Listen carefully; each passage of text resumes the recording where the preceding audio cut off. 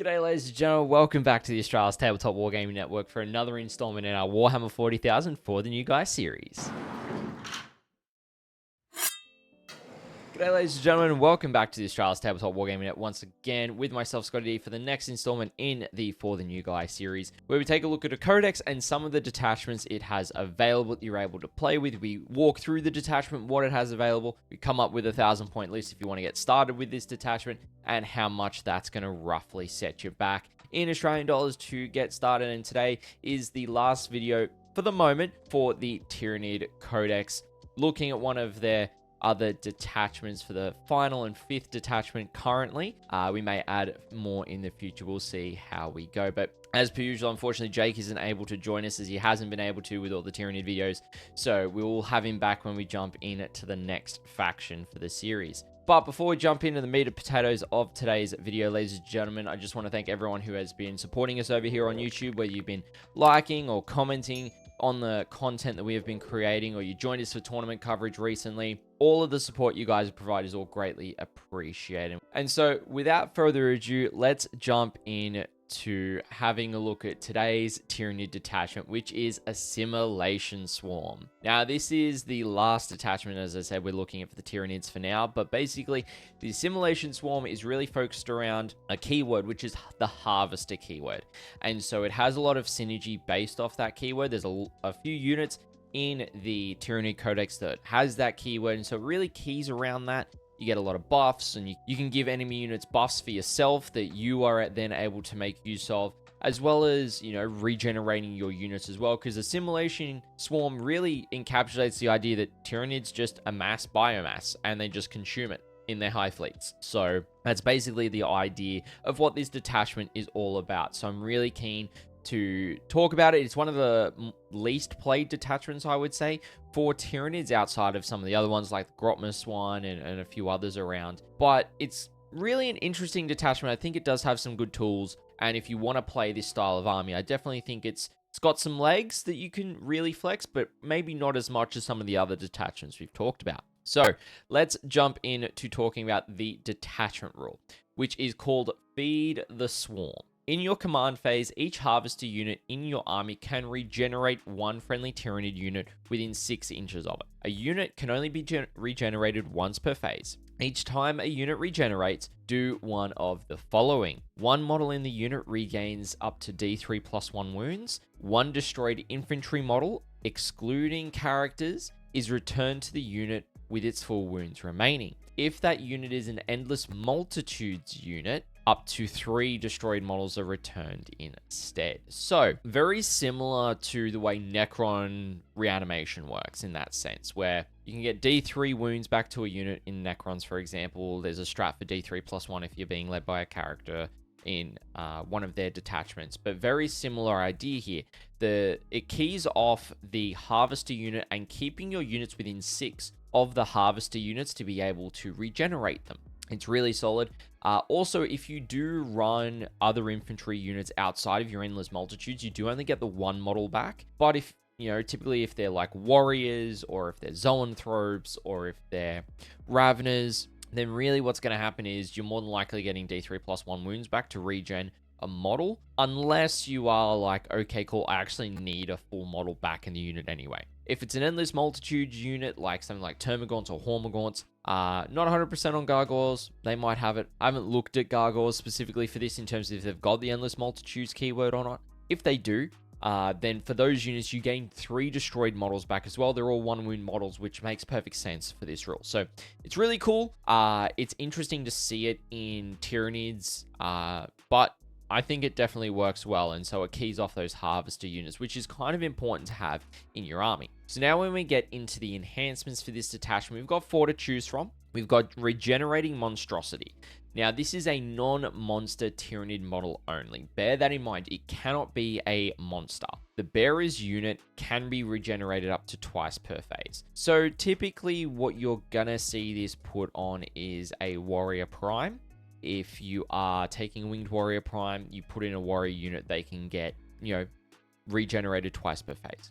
It's pretty good, I would say, but let's have a look at some of the others. You've got Instinctive Defense, Tyranid model only. While the is within 6 inches of one or more friendly harvester units. Models in that bearer's units have fight first ability, and you can target the unit with the heroic intervention stratagem for 0 CP. This is really good. If you want to set up a bodyguard unit to protect your harvester units, this is an enhancement that is a must take, particularly if you're pushing a harvester unit towards the middle of the field. You want something that's going to be able to respond, so, you know, it's going to be really solid for them because they're going to have fights first. They can heroically intervene to protect them in melee for 0 CP, and it's going to be quite solid.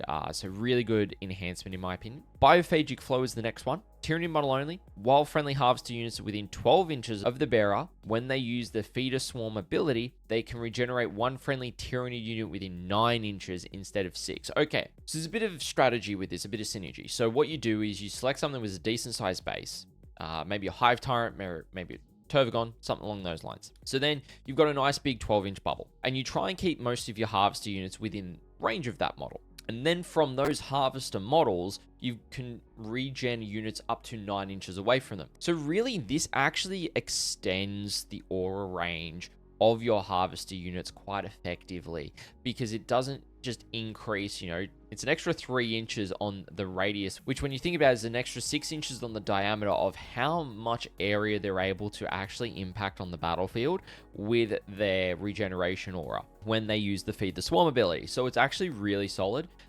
Being able to hit more units, or maybe you're able to cover the board a bit more. I definitely think out of all the enhancements, this one is a must take because it enables you to increase your harvester units Feed the Swarm ability aura, so you're able to impact more units on the battlefield. Then you've got Parasitic Biomorphology as the last enhancement. Tyranid model only. The bearer's unit's melee weapons gain +1 strength. After the bearer's unit destroys an enemy unit for the first time in the fight phase, whilst the bearer is within 6 inches of a harvester unit, their melee weapons then gain +1 attack. So again, a little bit of synergy here. You got to be within 6 inches of the harvester unit when you do kill that first unit in the fight phase to get the +1 attack. So that's where you've got to bear that in mind. You've got to have that set up so when you're in combat, you're able to go, okay, cool, I'm within 6 of my harvester unit. I get the second benefit of this enhancement, which is +1 attack. Really good on a unit of something like Raveners, where you can attach the newly released hyper adapted Raveners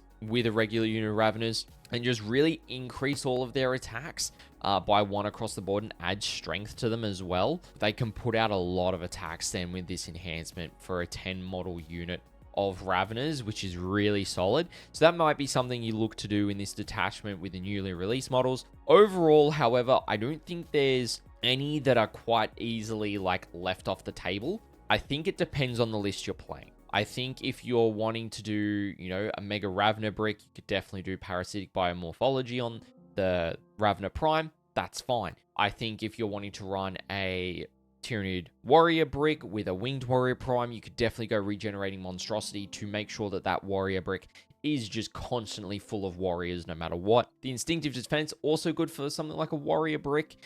Could even be good on Raveners as well, depending on what you're going up against or what you're trying to do. And then Biophagic Flow, I think, is just an auto take in this one. So I think these enhancements are definitely keyed towards what you're building in your list. Obviously, you're going to take a lot of harvester units, but it's those other key pieces that you put around your harvester units that you're going to want to make sure work with these enhancements, are able to use them to their best potential. So overall, really solid in my opinion. Really, really solid. When we come to the stratagems, first one we've got is Broodguard Impulse.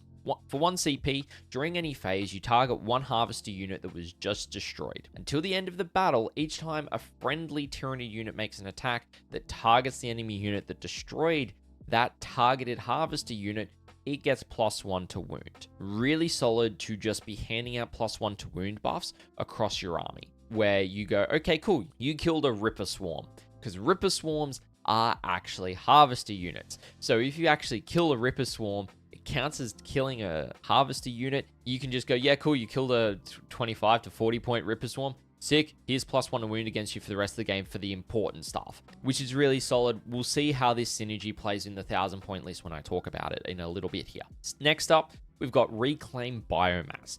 For 1 CP, during any phase, what you're able to do is when a Tyranid unit from your army is destroyed, before the last model in that unit is removed from play, you target a Harvester unit from your army within 6 inches of the destroyed unit and regenerate 1 Tyranid unit within 6 inches of that Harvester unit. So basically, you could say, okay, this Tyranid unit 6 inches away is being destroyed. I've got a Harvester unit within 6, and then another unit on the other side that I want to regenerate. This is perfect for that. You're able to then take the biomass from your destroyed Tyranids and put it into new Tyranids in the other unit, which is really solid, and I do quite like that in terms of a stratagem in this detachment for 1 CP to just go, cool, yep, they've died, which sucks, but, you know, you're within 6 of a Harvester unit, which you're wanting the majority of your army to be, and then you just regen another unit. Really, really solid stratagem. Next up, we come to Tyrannoformed for 1 CP.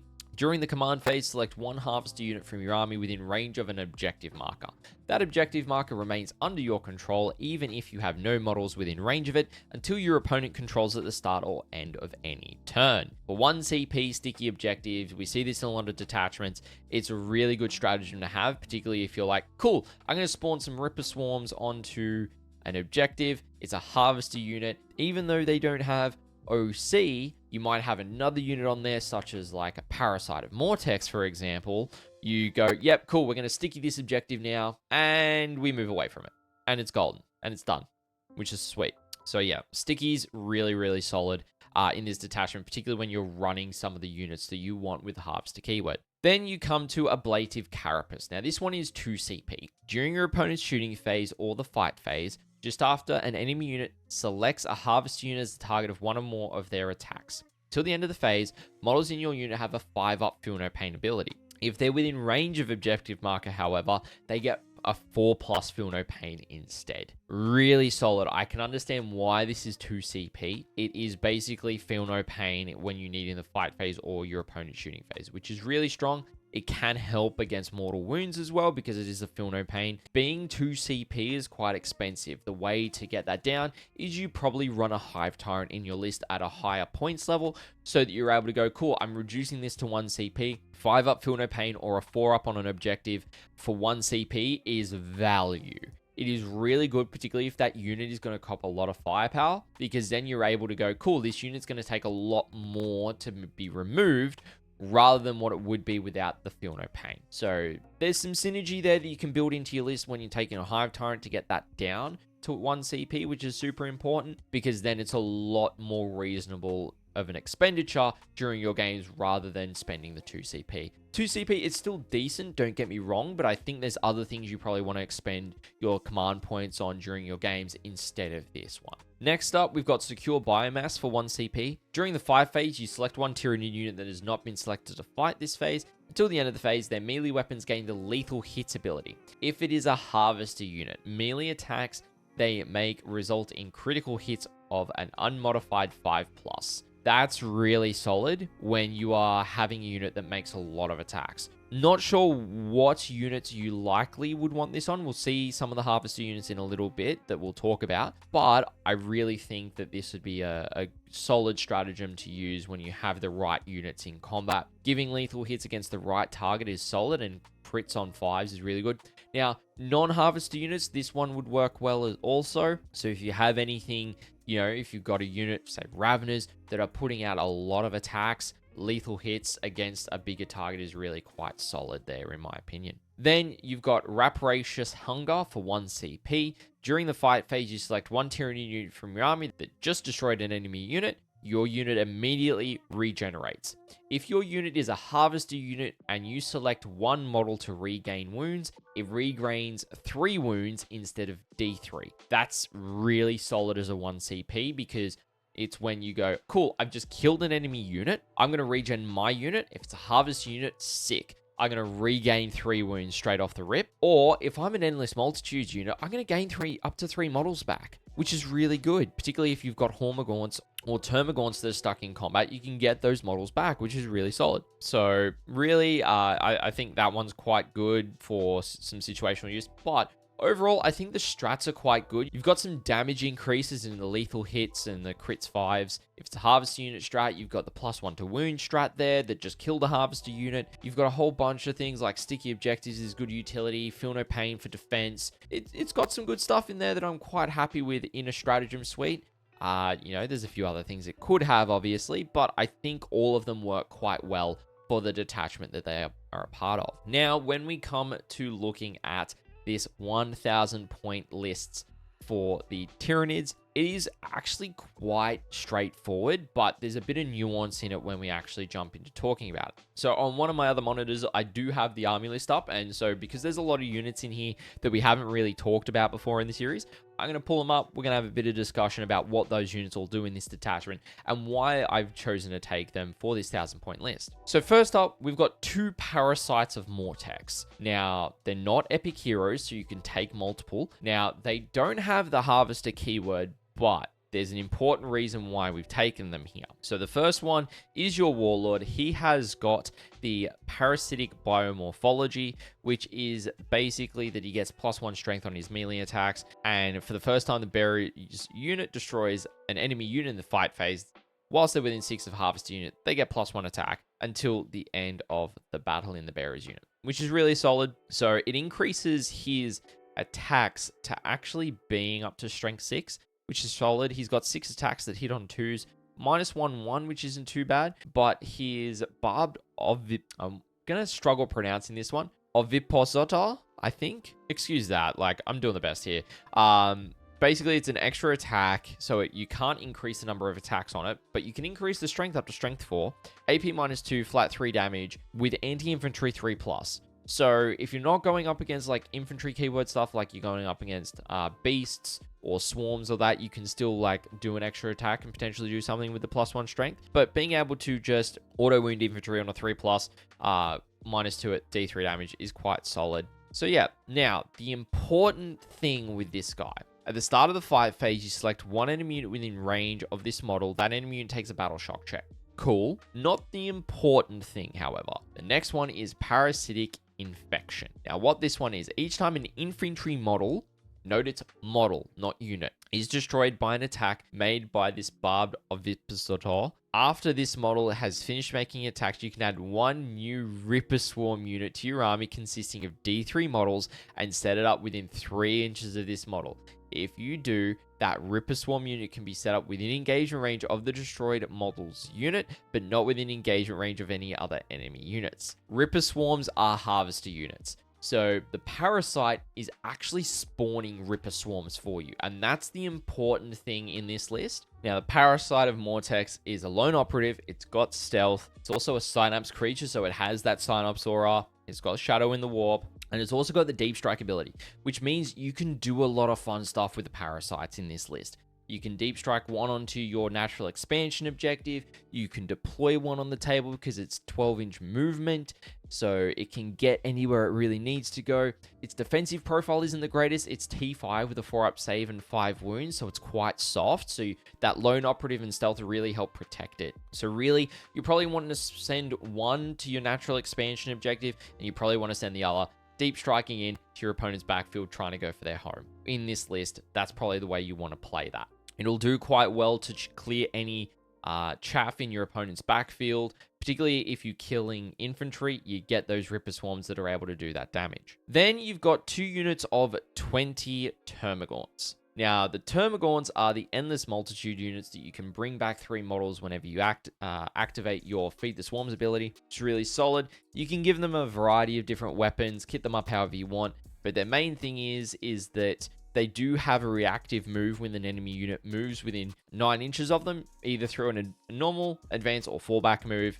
If they're not within engagement range, you make a normal move up to D6 inches. So they can kind of pivot and react. They're really quite solid, and having 40 little Gribblies on the field that are putting out a bunch of shots, it's going to help. Then we have got a staple in most Tyranid lists nowadays, which is a Biovore. You would have noticed the Biovore is in every single one of the lists for the 1,000-point list for each of the Tyranid detachments we've looked at. That is how good of a unit it is for Tyranids. At 50 points, it is something that you should always take in a list, in my opinion. At least one of. Some people will be like, oh, I'll only take the one, and it does the job for what you need it to do, which is perfect. Then we get to 2 purhcasing. Now, purhcasing are really interesting monsters. They are harvesters, which is important. They're toughness 11 with a 3-up save, 14 wounds. And they move 8 inches, which is really important. Now, they do deadly demise D3. They're not synapse creatures, so they are affected by synapse auras, but they don't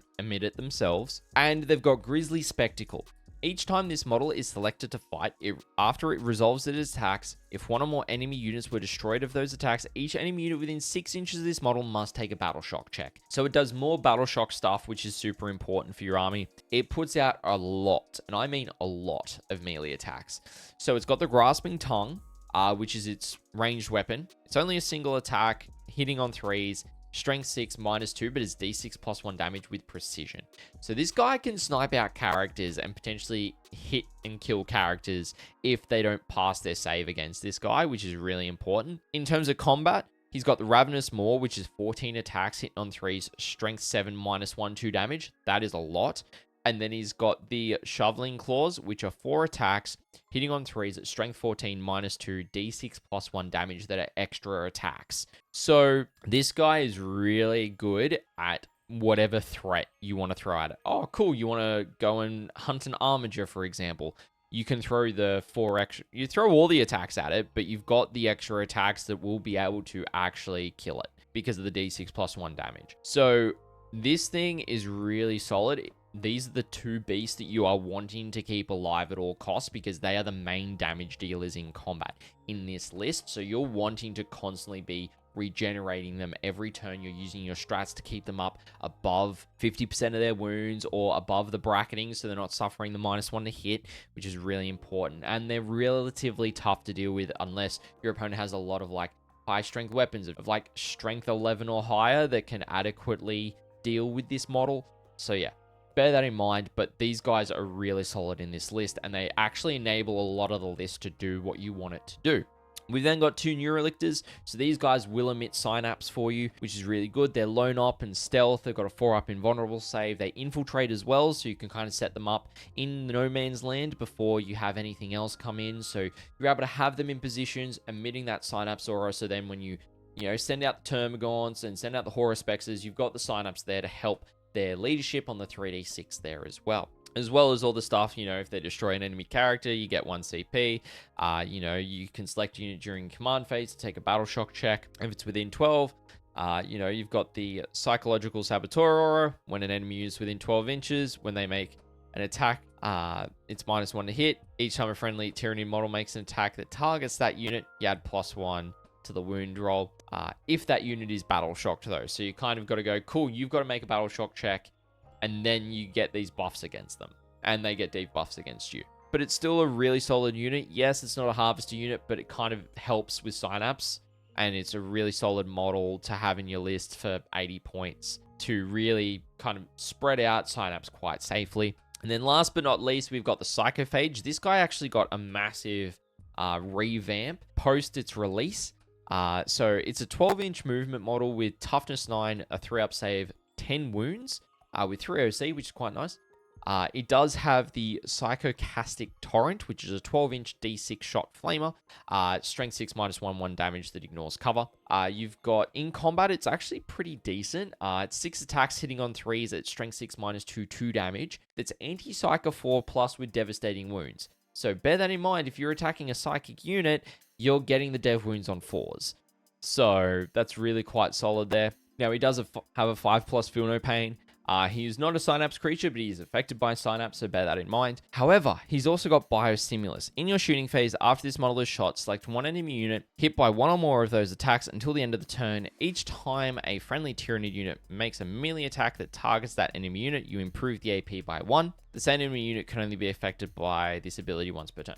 So this is what will really help your horror specs do more damage with its shots, as well as the Termagants to help them get through more the chaff units that might screen out the heavier duty units for your opponent's army, so they can kind of go way to fire and just kill a couple of models in that unit or kill the unit with the additional AP. So you got to really sequence how you do your attacks with the Psycho Phage. So you want to make sure the Psycho Phage shoots first, and then you do the other units. Now, the next ability it's got is Feeding Frenzy. Each time this model makes a melee attack that targets a unit that is below starting strength, you get +1 hit. If that target is also below half strength, you also get +1 to wound, which is really important because it means that, yes, you can punch up with this guy a little bit. If you're fighting something that's T7 to T11, you're able to actually wound it on 4s with this +1 to wound, which is really nice. So you want to kind of combo some things off here. But really interesting model, really a fun unit to have on the field as well.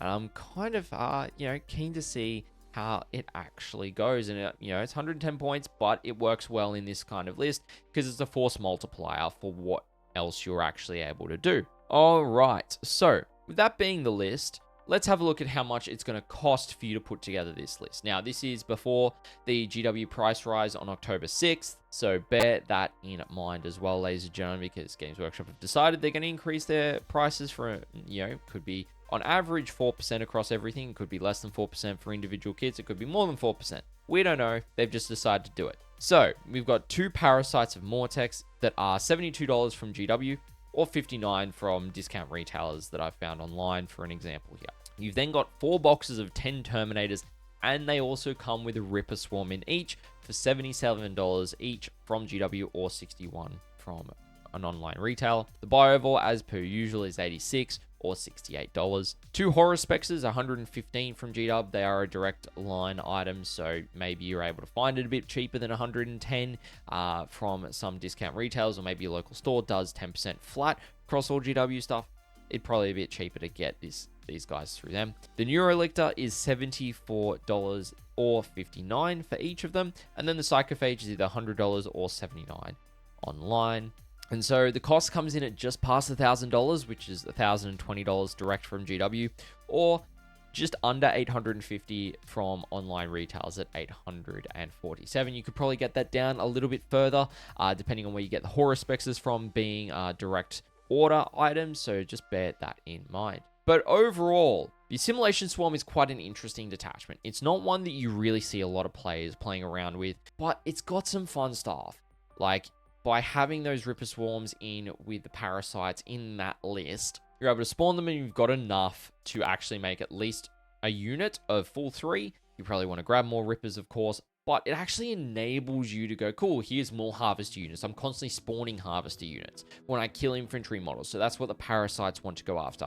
The Horror Spexes are able to deal with the harder stuff. Like, it's really a really solid detachment, and I think it doesn't get as much love because it's like, oh, it's not too offensive. It doesn't have a really lot of play, but it has a lot more staying power than you might think. So, if you've got the models in that example list, maybe give it a go. Or maybe if you want to try out different builds of the Assimilation Swarm, give that a crack. And feel free to let us know down in the comments what you think of this detachment as well, what you think of the list and how it all plays. And maybe give it a go. Like, this detachment for Tyranids, as I said, doesn't really see a lot of play. And so I'd really be keen to see how people are actually able to play this detachment and have fun with it. But, ladies and gentlemen, that is going to wrap us up for now for the portion of the For the New Guys series where we look at Tyranid detachments. Hope it's been educational for you guys. You're able to understand some of the core detachments in the codex and how that you're able to play them and build lists towards them and really use them on the tabletop. In 1,000-point games, you could definitely build upon those lists and add in more flavorful units and such. They're just a place where you're able to get started. Now, got any feedback on this series, or any thoughts of your own when it comes to any of the detachments, feel free to always leave a comment down below. Let us know what you think. If you did enjoy today's video, make sure to hit it with a like. And if you want to catch more content from us here at the ATWN, whether it is the For the New Guys series, or it's our tournament coverage, or a myriad of other topics that we look at here on the ATWN, make sure to hit that subscribe button, turn on that notification bell so you're notified as to when we are releasing more content over here on the YouTube channel. I also want to thank everyone who has been following us over on Twitch as well, where we do hobbying sessions most weeks with myself. Where you're able to talk through stuff with me. You can ask me questions. We talk through the latest new releases, leaks, news, all that fun stuff. We talk about competitive stats and tournament coverage and everything else the chat wants to chat about. So make sure to head over to Twitch, Follow us at the Australis TWN channel so you can join us over there if you wish to do so as well. And as always, a massive thank you to all of our financial supporters, whether you're a subscriber over on Twitch, whether you're a member over here on YouTube, or if you are supporting us through our Ko-Fi platform. Really appreciate all the financial support that you guys provide us, as it allows us to just invest into improving our tournament coverage quality of the Australian Warhammer 40k tournament scene and such as well, which is always greatly appreciated from you guys. But ladies and gentlemen, thank you so much for watching today's video, and I hope to catch you in the next one.